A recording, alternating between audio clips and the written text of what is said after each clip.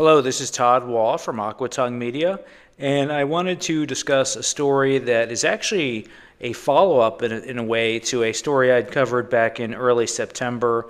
The title of this article is JP Morgan Begins Suing Customers Who Allegedly Stole Thousands of Dollars in Infinite Money Glitch, in quotations.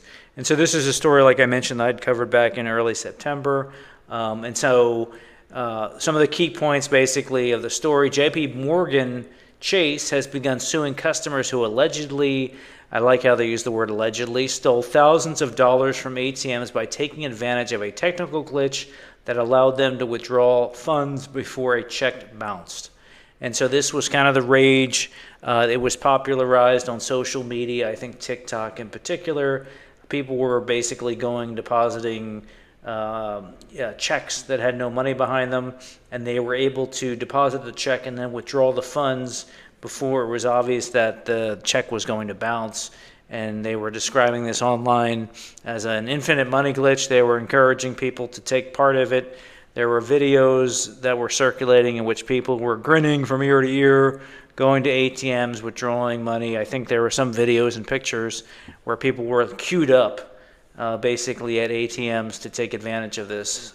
So the bank the bank caught up pretty quickly, but now the bank's finally taking action. So on Monday, the bank filed lawsuits in at least 3 federal courts, taking aim at some of the people who drew down the highest amounts in the so-called infinite money glitch that went viral on TikTok. A Houston case involves a man who owes JP Morgan almost $300,000 after an unidentified accomplice deposited a counterfeit check at an ATM, according to the bank. So the article begins, JP Morgan Chase has begun suing customers who allegedly stole thousands of dollars from ATMs.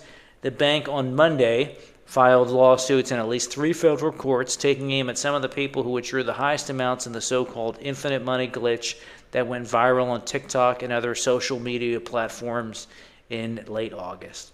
The article continues, a Houston case involves a man who owes $300,000. He did this with the help of an accomplice. And so there's a quote here. On August 29th, 2024, a masked man deposited a check in defendant's Chase bank account in the amount of $335,000, the bank said in the Texas filing. After the check was deposited, defendant began withdrawing the vast majority of the ill-gotten funds. They were ill-gotten. And JP Morgan, the biggest U.S. bank by assets, is investigating thousands of possible cases related to the infinite money glitch, though it hasn't disclosed the scope of associated losses. I can't imagine that they're really going to go after everyone, but clearly some of the more high-profile cases and some of the cases with bigger losses associated with them, I assume they'll go after those.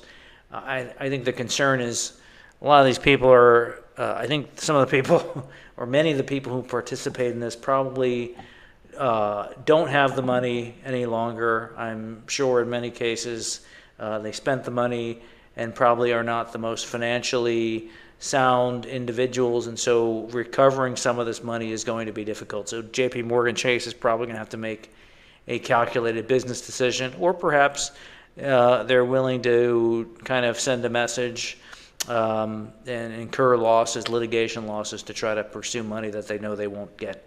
In any event, the article continues, despite the waning use of paper checks as digital forms of payments gain popularity, there's still a major avenue for fraud, resulting in $26.6 billion in losses globally last year, according to NASDAQ's Global Financial Crime Report. The infinite money glitch episode highlights the risk that social media can amplify vulnerabilities discovered at a financial institution. Videos began circulating in late August showing people celebrating, and they were in fact celebrating. You can review my video that I did at the beginning of September. People were celebrating the withdrawal of wads of cash from Chase ATMs shortly after bad checks were deposited. Normally, banks only make a fraction of the value of a check available until it clears. It takes several days. JP Morgan says it closed the loophole a few days after it was discovered. Miami and California, there's other cases that are going to be taking place in Miami and California. bank sums ranging from $80,000 to $141,000 in those cases. Most cases being examined by the banker for far smaller amounts, according to people with knowledge of the situation who declined to be identified, speaking about the internal investigation. In each case, JP Morgan says its security team reached out to the alleged fraudster, but it hasn't been repaid for the phony checks in violation of the deposit agreement that customers sign when creating an account with the bank. So they create an account. One of the conditions of the account is if they withdraw money and the money isn't there, that ultimately, essentially constitutes a loan, or the customer is going to repay that money, which the people in the Infinite, in this case, they basically didn't consider that when they were committing this fraud. JP Morgan is seeking the return of stolen funds with interest and overdraft fees, as well as lawyer fees, and in some cases, punitive damages, according to the complaints. That's interesting. The lawsuits are likely to be the start of a wave of litigation meant to force customers to repay their debts and signal broadly that the bank won't tolerate fraud, according to the people familiar. The civil cases are separate from potential criminal investigations. JP Morgan says has referred cases to law enforcement officials across the country. They go on to say that fraud is a crime, undermines trust, blah, blah, blah. So it's interesting, through social media, this message got sent that, and the way they talked about it was like infinite money. There's no consequence to basically, it's a glitch and there's no consequence. Essentially, it's just old-fashioned fraud and theft, and sort of the way it was packaged on social media led people to kind of think of it otherwise. So in any event, I'm glad that JP Morgan is taking this step. Hopefully they can recover some of the funds, but more importantly, they send the message that this kind of behavior won't be tolerated. Hopefully in the future, people will be a little bit smarter about what fraud is and what crime is versus, glitches in the system and trying to take advantage of glitches. But I'd be interested in knowing what you think about this story.